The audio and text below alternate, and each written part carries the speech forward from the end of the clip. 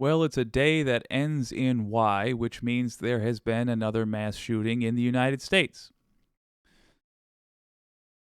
I've been trying to make an oath, or make good on an oath, not to get overly emotional about this stuff,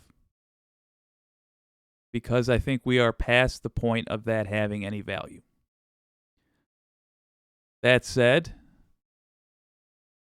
not gonna lie, it grates on me quite a bit. But in staying unemotional, it has helped to really clarify what needs to be done about this. And I'll tell you up front, right here, right now, I'm going to tell you on the other side of the reporting on this as well, which we'll show from MSNBC. We have had the same problems for decades. And we have had examples of things that we have done that have helped. Not stopped them completely, but helped. And we have also been talked out of those solutions. So what can you do about mass shootings? I'll tell you right now. You need to get a blue trifecta.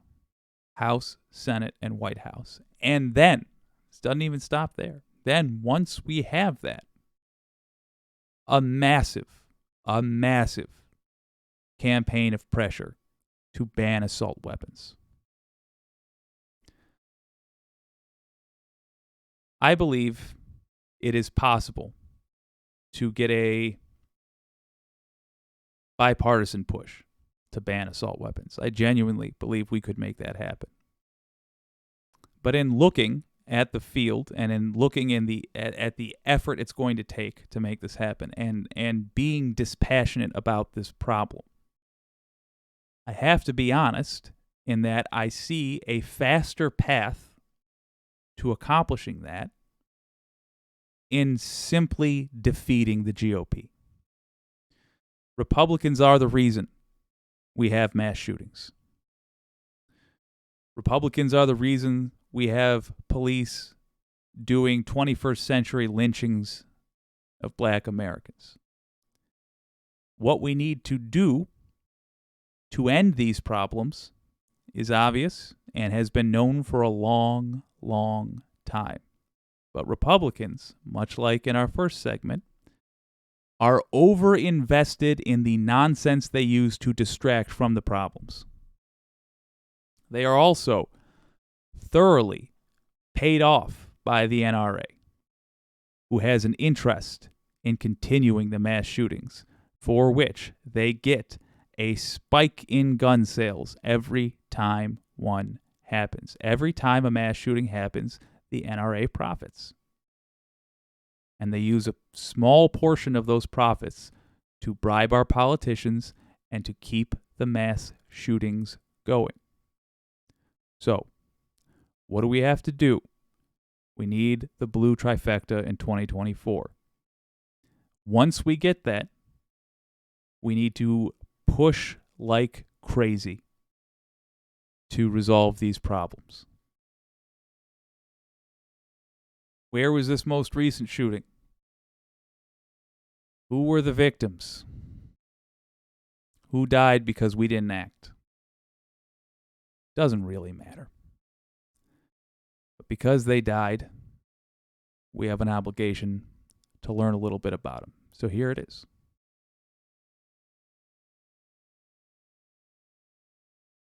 Charles, you know, crime has become a huge talking point. It certainly was in 2020. It was again in 2022 in many of the local state races that occurred. We've already been hearing it, right, in 2024. We hear a lot of criticism from the right on big cities, the crimes there, in some cases where crime has gone up.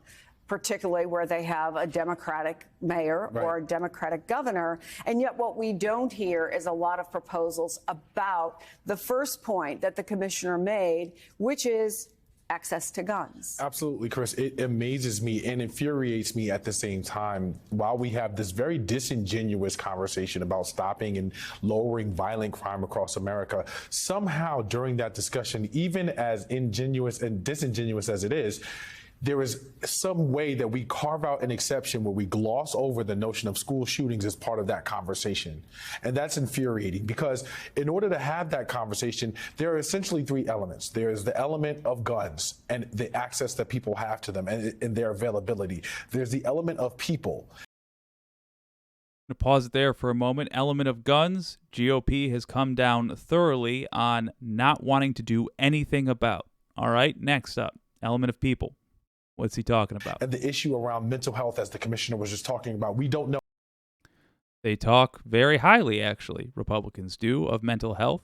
When it comes to funding it in any way, they always, every single time vote against it. They have voted their opinion. Their opinion is to do nothing about it. What is the third issue? In this specific instance, how much of a role that did or did not play, but what we do know from a history, an unfortunate. There is nobody who decides to shoot up a room full of people that is mentally healthy. Long history of these sorts of events that it is something that usually does become a part of the conversation. Unless it's the film Inglourious Bastards. And then finally, there's the conversation about schools. When you're talking about that, you got guns, you have people, and you have schools. The suggestions the GOP have around schools are nothing but nonsense. These are the people that wanted to arm teachers. I respect a lot of the teachers that I've had. I did not respect all of the teachers that I had. And I would not trust all of my teachers to carry a fucking gun in the classroom. In fact, if I would have had a teacher with a firearm in the classroom, I simply wouldn't have attended that class out of protest. Because that's an insane suggestion. The politicians who suggested arming teachers as an answer to school shootings should never again be allowed to hold office. And I do note that that talking point evaporated after Uvalde. Never let them forget Uvalde. When they talk about a good guy with a gun, remind them of the cowardice of the Uvalde police. It's an unreasonable expectation to put on anyone. The problem is the guns. And unfortunately, in this conversation about crime prevention, and addressing it, we would rather change everything about the school than to address the issues that people are having with mental health or dare touch the issues that people have around access to guns. We would rather put more police in schools, metal detectors, bulletproof classrooms, all sorts of things that socialize our young people in ways that are just unthinkable, before we begin to tackle the tougher and real and direct problems that are causing these sorts of situations to happen. The argument on the other side to you, Charles, and you've heard it before, so you know it is, you're politicizing this issue. I'm politicizing it just as much as. One thing I would like us to start addressing is that right there. When people say you're politicizing the issue, what they are trying to say is they don't want to talk about it anymore. That's what they're really saying. They don't want to talk about it. Don't politicize the issue. We're trying to come to an agreement to not do anything here. Politics are the answer. Policy is the answer to this issue. We need to change the policies in this country. We need to change the laws in this country.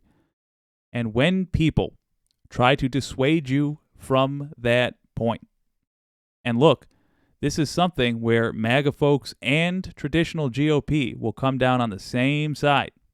You're not going to have that division. You're going to have a united front. So you can expect anybody that votes red in the U.S. I realize our friends from around the world will be slightly confused by that. In the U.S., red is right wing, blue is left wing. Just about everywhere else, it's the opposite. That was a hell of a thing for me to encounter. But when you come across people that vote Republican and they start saying, don't politicize the issue, remind them that it is our duty to come up with an answer for this, and remind them that other countries around the world are not dealing with this. This is a United States problem, which means the United States is structured in a way where we sacrifice our children. There is nothing so good about the United States that it's worth letting our children die over. There are those of us who live here who would argue that the United States is a B-plus country at best in its current state. There are those of us who would argue it deserves a lower grade. There are even those of us who would argue that it's an A-plus country. But no country that requires its children to be killed regularly, in their classrooms no less, deserves to exist.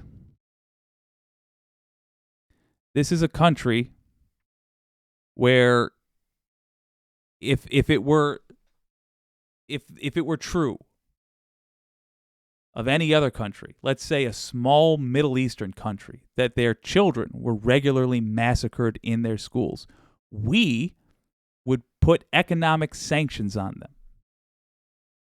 We would not invite them to their leaders to the White House to come talk to us. We would rightly treat that country like a pariah. There is nothing worth preserving in the United States above our children's lives. As those House members who decided that it was a good idea to wear AR-15 lapel pins and walk around Congress as if these things weren't happening. Where are they right now? What's going to be their statement? Because we don't need another round of thoughts and prayers. Yes. And so when you talk about politicizing this, show me what your priorities are. Show me how you are constructing budgets that are intended to address the health and well-being from a mental and psychological place of American citizens. Show me in a real way, beyond sort of just throwing more money, more metal detectors, bulletproof classrooms, arming teachers, these solutions that essentially only feed the violence that is in America's DNA. Yeah. And the question we should be asking our politicians when they put up ridiculous suggestions like that: does England have to make its classrooms bulletproof? Does Canada need to arm its teachers to the teeth? Does Canada require a small militarized security force in its schools just to keep the children alive? Canada's a pretty well-run country. England's a pretty well-run country. Ireland's a pretty, the part of it that's not part of the UK is a pretty well-run country. Do these countries require these steps? No, they don't. Why are we looking at fantastical steps that would cost a tremendous amount of money that, frankly, we have no proof whatsoever would work? Why are we looking at those steps before we're looking at what other countries already do? Look at the through line for these countries. I would rather my nieces and nephews go to school in those countries I'll tell you, their Uncle Jake's real worried. Because I got a new batch of nieces and nephews. And they're about to go into school. I don't want the laws we have on the books to be there alone to protect them. Because we have seen they don't work. So ask. Ask the people that put forth those ridiculous propositions. Ask them, do other countries have to do that? The answer is, of course, no. Where is your concern there? Until then, you can't talk to me about politicizing this because all you've done is call a rose something else by another name. But you don't think this is going to in any way change the narrative around violence or guns or school shootings in America, do you? Unfortunately, it won't, Chris. And I think that like I said, we will likely see a greater push to change everything about this conversation other than access to guns. Because, of course, there's the rallying cry of this is not a guns issue, this is a people issue. And what that means is that nothing will change. Well, then what are we doing about people? That becomes my immediate question. How are we investing in opportunities and spaces that are going to address that from a people end, as opposed to focusing on schools and all sorts of other issues? I think that this is a very unfortunate space, and we've learned over and over again, whether it's Uvalde, whether it's Sandy Hook, we do not have the type of regard for the lives of our children and our educators and their safety and public safety in such a way that is going to move this needle. And until that becomes a priority, Chris, this is not going to be a conversation that really moves anywhere forward at the type of speed or pace that it needs to.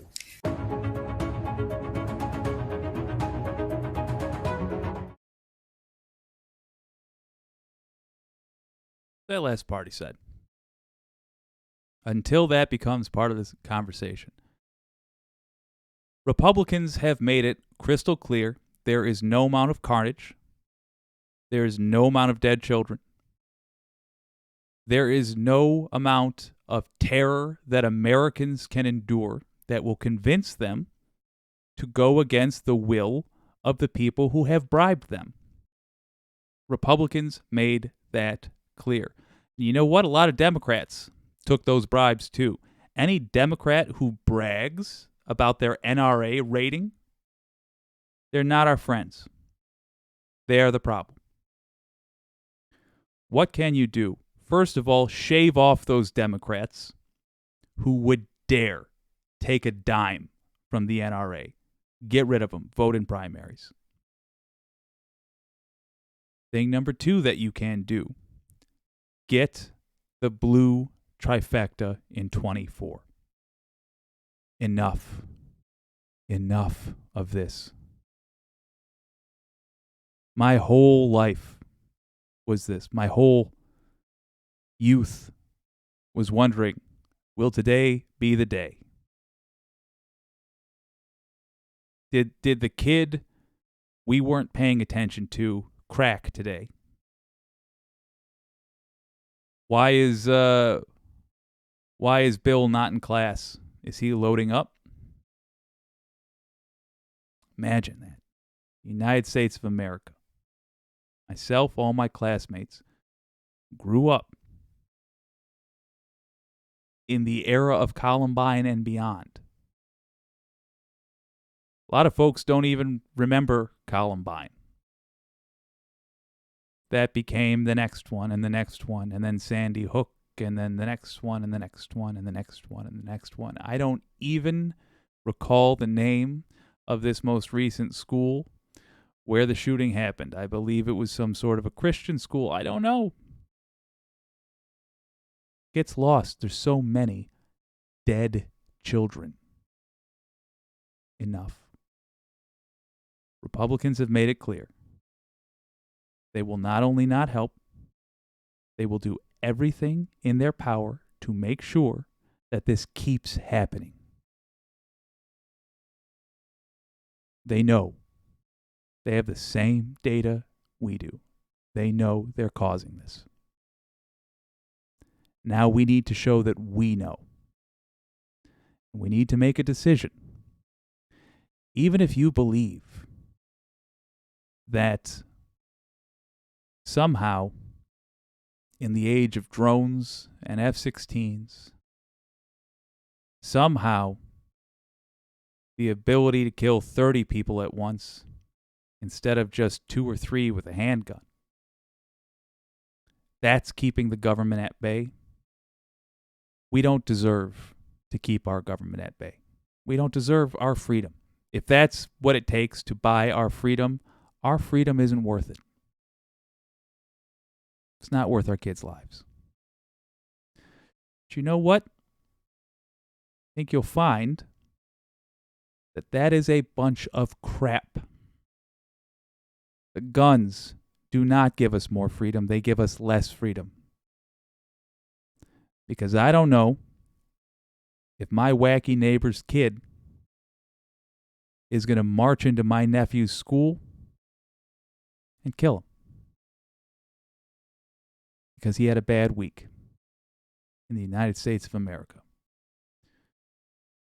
where somebody with zero training can get an assault rifle, military weapon, and they won't even be asked, "Do you have any priors? How you feeling today? How's your mental health today?" Republicans are going to keep making this happen, so we need the one group who can be pushed on this, the Democrats. And again, they're not a flawless group, as I have tried to make clear. They're not flawless. We need them in office so that we can push them and we can get this done. Links in the description. Vote. Vote in the primaries. Vote in the general election.